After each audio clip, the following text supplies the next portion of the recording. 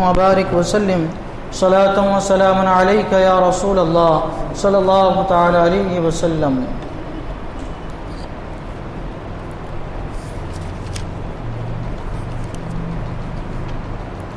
کل کے درس کے آیت کریمہ کی تفسیر میں یہ بات گزری کہ اللہ تبارک و تعالیٰ نے فرمایا کہ ہم نے ہود اور اس کے ساتھ والوں کو نجات عطا فرمائی اور ان لوگوں کو ہم نے ہلاک تباہ و برباد کر دیا جنہوں نے ہماری آیتوں کو جھٹلایا تھا اور وہ ایمان لانے والے نہیں تھے۔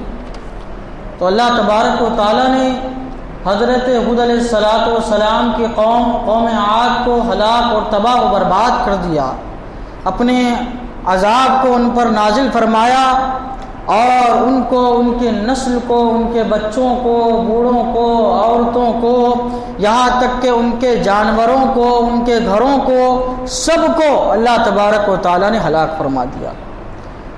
کیسے ہلاک فرمایا، کیا واقعہ ہوا، اس کی قدر تفصیل جو ہے آپ سماعت فرمائیے۔ قوم عاد قوم احقاف میں آباد تھی۔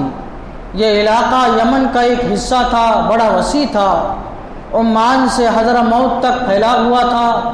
اسے رمل عالج یعنی ریگ روا اور دہقان بھی کہتے تھے۔ یہ لوگ بڑے شہزور، مالدار، بڑے سرکش و ظالم تھے۔ جب ان کی سرکشی حد سے بڑھ گئی اور ان کے نبی حضرت ہود علیہ السلام ان سے تنگ آ گئے تو آپ نے ان کے عذاب کی دعا کی۔ اللہ تعالیٰ نے ان پر بارش بند کر دی۔ جب بارش بند ہوئی 3 سال گزر گئے اور یہ لوگ قحط گرمی سے بہت تنگ آ گئے تو انہوں نے اپنی قوم میں سے 70 آدمی مکہ معظمہ جانے، بیت اللہ کعبہ شریف میں دعا مانگنے کے لیے منتخب کیے۔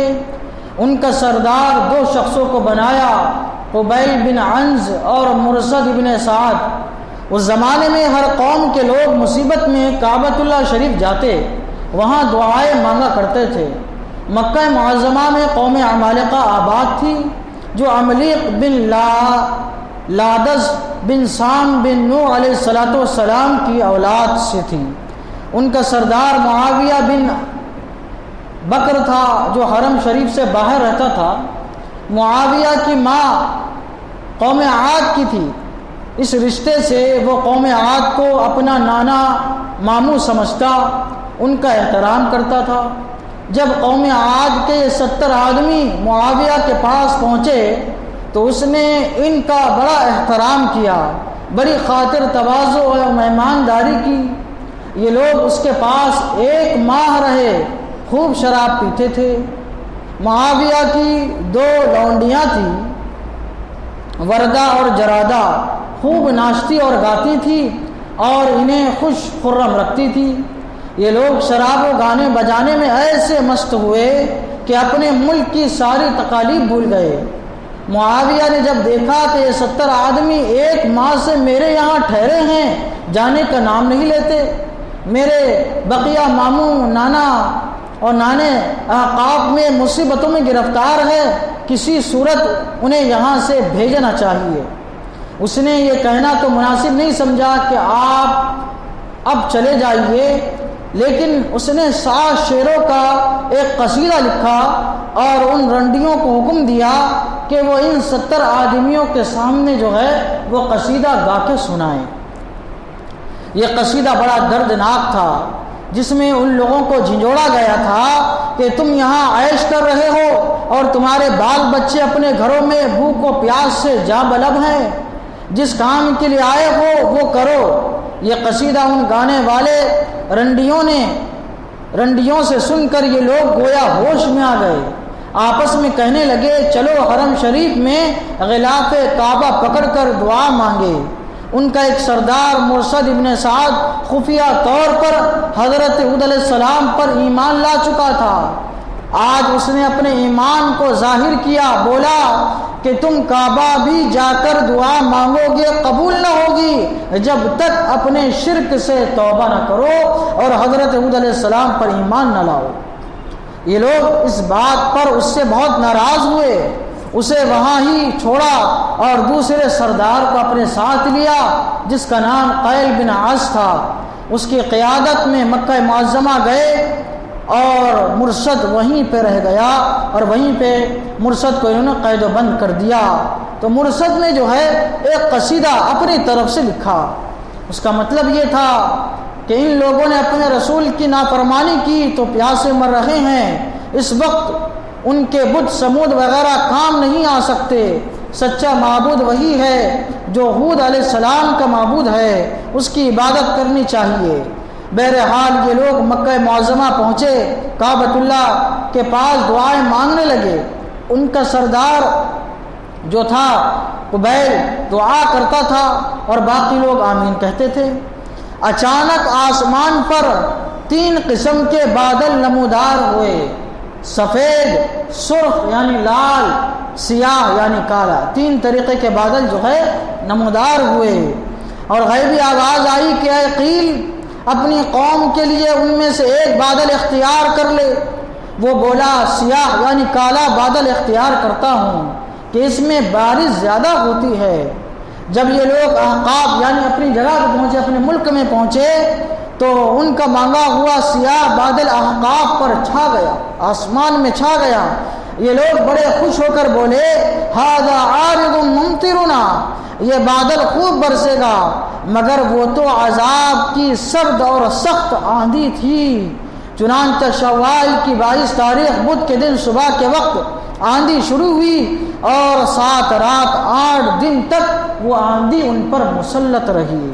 ساری قوم عاد کے کفاروں کو، مردوں کو، عورتوں کو، بچوں کو، بوڑھوں کو، جوانوں کو، ان کے مال مویشیوں کو اس طرح ہلاک کر ڈالا کہ ان کو فضائے آسمانی میں اڑاتی اور وہاں سے نیچے گرا دیتی تھی۔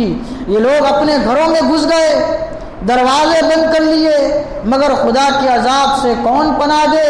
ہوا نے ان کو دروازے توڑ دیے، ان کے دروازے توڑ دیے، دیواریں اکھیڑ دی اور انہیں وہاں ہی ہلاک کر ڈالا۔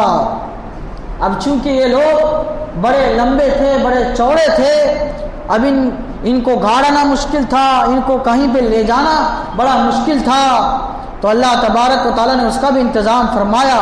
پھر غیبی پرندے نمودار ہوئے جنہوں نے ان کی لاشیں سمندر میں پھینک دی، تمام زمین احقاف ان کی لاشوں سے پٹی پڑی تھی۔ حضرت ہود علیہ السلام ماں اپنے مومن ساتھیوں کے غار میں پناہ گزیر رہے، اور وہی ہوا جو ان کی قوم کے لیے ہلاکت کا باعث تھی، لیکن حضرت ہود علیہ السلام کی قوم کے لیے وہ خوشگوار بن گئی تھی۔ یہ اللہ تعالیٰ کے فضل و کرم سے ہوا تھا۔ اور عاد کی ہلاکت کے بعد حضرت ہود علیہ السلام مع مومنین کے مکہ معظمہ آئے۔ ان لوگوں نے اپنی بقیہ زندگی وہیں ہی عبادت الہی میں گزار دی، اور حضرت ہود علیہ السلام مقام ابراہیم اور رکن اسود کے درمیان دفن ہوئے۔ کعبہ شریف ہے وہیں پہ مقام ابراہیم ہے اور رکن یمانی ہے، وہیں پہ اس جگہ کے درمیان جو ہے حضرت ہود علیہ السلام دفن ہوئے۔ زمزم اور رکن کے درمیان 99 نبیوں کی قبریں ہیں، اور حضرت ہود، حضرت صالح، حضرت شعیب، حضرت اسماعیل علیہ السلام کی قبور بھی وہیں پہ ہے۔ اس طریقے سے اللہ تبارک و تعالیٰ نے اس قوم کو جو ہے ہلاک و تباہ و برباد فرمایا تھا۔ اللہ تبارک و تعالیٰ کی بارگاہ میں دعا ہے کہ مولا تعالیٰ ہمیں ہمیشہ اپنا فرما بردار بندہ بنائے رکھے، اور اپنی ہر قسم کی نافرمانی سے، بے ادبی گستاخی سے محفوظ و معمور رکھے۔ اللہ تعالیٰ ہم سب کو حضور صلی اللہ تعالیٰ علیہ وسلم کا ساتھ دنیا میں نصیب فرمائے، آخرت میں بھی نصیب فرمائے۔ اشہد ان لا الہ الا اللہ واشہد ان محمدا عبدہ ورسولہ، وصلی اللہ تعالیٰ علی سیدنا محمد وعلی آلہ وصحبہ اجمعین برحمتک یا رحمۃ۔